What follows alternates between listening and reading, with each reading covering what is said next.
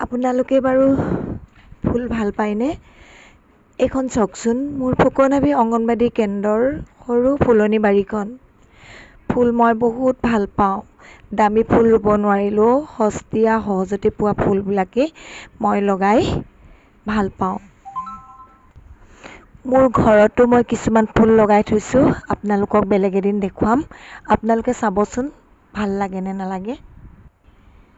নমস্কাৰ, মোৰ ইউটিউব চেনেলৰ শুভাকাংক্ষীসকল, আপোনালোকক মোৰ এই নতুন ভিডিঅ'টোলৈ শুভেচ্ছা জনাইছোঁ। আপোনালোকে চাব বুলি আশা ৰাখিছোঁ।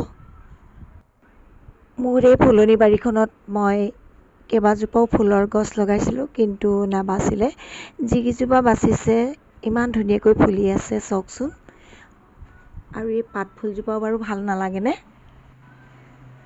ফুলবোৰ যেতিয়া ফুলি থাকে ফুলনি বাৰীখন ইমান ধুনীয়া লাগে, কিন্তু যেতিয়া মৰি যায় বহুত বেয়া লাগে। এই যে পাত সৰহকৈ থকা ফুলবোৰ আজি মই কি কৰিম জানেনে? চাবচোন, এই ফুলবোৰ বহুত ওখ হৈ যায়। ৰঙাটো ৰঙা ফুল আৰু ইটো বগাটোত মুগা ৰঙৰ ফুল ফুলে। দেখিবলৈ কি সুন্দৰ। কিন্তু বহুত ওখ কাৰণে আজি ইয়াক মই কলম দিম। এগৰাকীয়ে কৈছে এই ফুলৰ পাতটো হেনো ভাজি খায়, কিন্তু আজিলৈকে আমি খাই পোৱা নাই। পয়জন হৈ যাব পাৰে ন, গতিকে আপোনালোকেও নাখাব।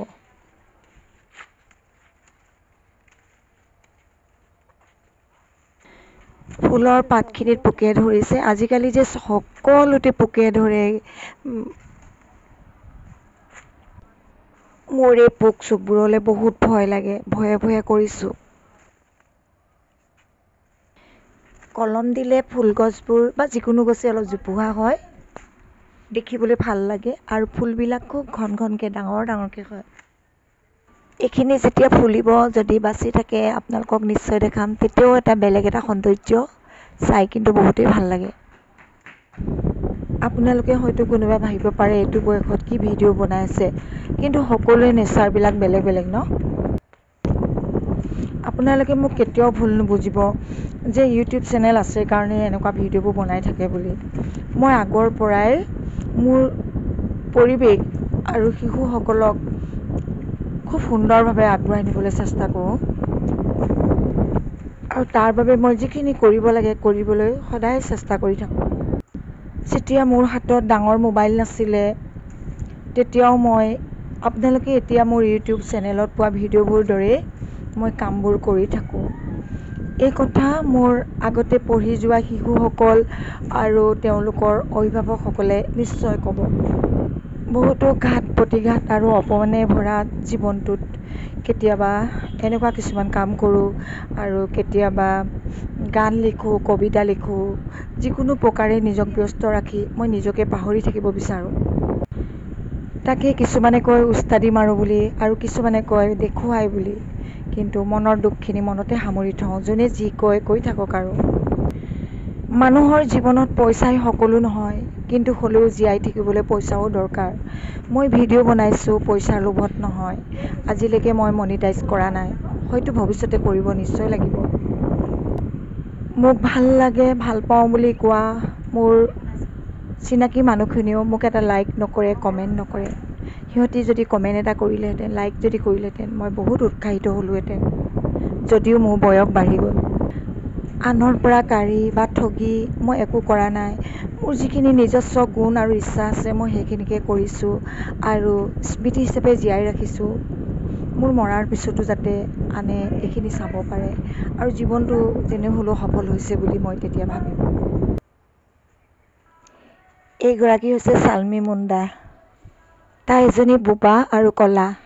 এইকেইদিন যে ইমান গৰমত একদম দেহা বেয়া হৈ গৈছেগৈ। ল'ৰা ছোৱালীখিনিও বহুত কষ্ট পাইছে, নিজেও একদম সহ্য কৰিব পৰা নাই। তথাপিতো আৰু নিজৰ কৰ্মখিনিতো কৰিব লাগিব, সেইকাৰণে কামখিনি যেনে তেনে কৰিছোঁ।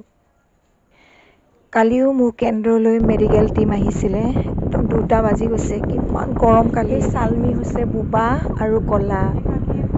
তাই কিন্তু স্কুললৈ সদায় সোনকালে আহিব, মোক সৰা মেলাত বহুত সহায় কৰি দিয়ে। তাইৰ লগতে বাকী অভিভাৱকসকলেও মোক যথেষ্টখিনি সহায় কৰি দিয়ে। আজি আপোনালোকৰ লগত বহুত কথা পাতিলোঁ, বেয়া নাপাব, হয়তো আমনি লাগিছে ন শুনি শুনি। কেতিয়াবা মনৰ কথাবোৰ কাৰোবাক ক'ব মন যায়, সেয়েহে আজি আপোনালোককে ক'লোঁ। এইখন যে আপোনালোকে দেখিছে দূৰত এখন অংগনবাদী কেন্দ্ৰ, সেই কেন্দ্ৰটো মই বহুত ভালকৈ ৰাখিছিলোঁ। তাত মোৰ চন্দন গছ, কাজি নেমু গছ, তামোল গছ, আম গছ, মধুৰি গছ, কঁঠাল গছ, নৰসিংহ ইত্যাদি বহুতখিনি গছ তাতেই সেইখিনিতে আছে। মোৰ কৰ্মজীৱন তাতেই আৰম্ভ হৈছিলে কাৰণে সেই ঘৰটোলৈ মোৰ এটা বহুত মৰম আৰু হেঁপাহ আছে। মই সুন্দৰৰ পূজাৰী। সুন্দৰতাক বজাই ৰাখিবৰ কাৰণে মই যৎপৰো নাস্তিৰ চেষ্টা কৰোঁ। সি লাগিলে মোৰ শৰীৰেই হওক, মোৰ ঘৰেই হওক, মোৰ চৌপাশেই হওক। মোৰ কৰ্মজীৱনত যদিও মোৰ গাত দুখ নাই, দুবাৰকৈ মই অপমান আৰু আঘাত পাইছোঁ, যাৰ বাবে নিজকে শেষ কৰি দিয়া সিদ্ধান্ত লৈছিলোঁ। তথাপিতো নিজৰ ল'ৰা ছোৱালীৰ কথা চিন্তা কৰি মই জীয়াই আছোঁ আৰু এয়া আজি আপোনালোকৰ মাজত কাম কৰি আছোঁ। বহুত গৰম দেই। সকলোৱে ধৈৰ্য ধৰিব লাগিব ন? ধৈৰ্যৰ ফল মিঠা। আপোনালোকৰ পৰা আশীৰ্বাদ বিচাৰিছোঁ যাতে কৰ্মজীৱনটো কাকো অন্যায় অত্যাচাৰ নকৰাকৈ আগবাঢ়ি যাব পাৰোঁ মৃত্যু পৰ্যন্ত। আপোনালোকে নিশ্চয় মোক আশীৰ্বাদ কৰিব। কল থোকা সেই আচাৰ পকি গৈছে কেনেকৈ ইমান ধুনীয়াকৈ, ল'ৰা ছোৱালীখিনিক খুৱাব পাৰিম। আজিলৈ ভিডিঅ'টো ইমানতে সামৰণি মাৰিছোঁ। নমস্কাৰ।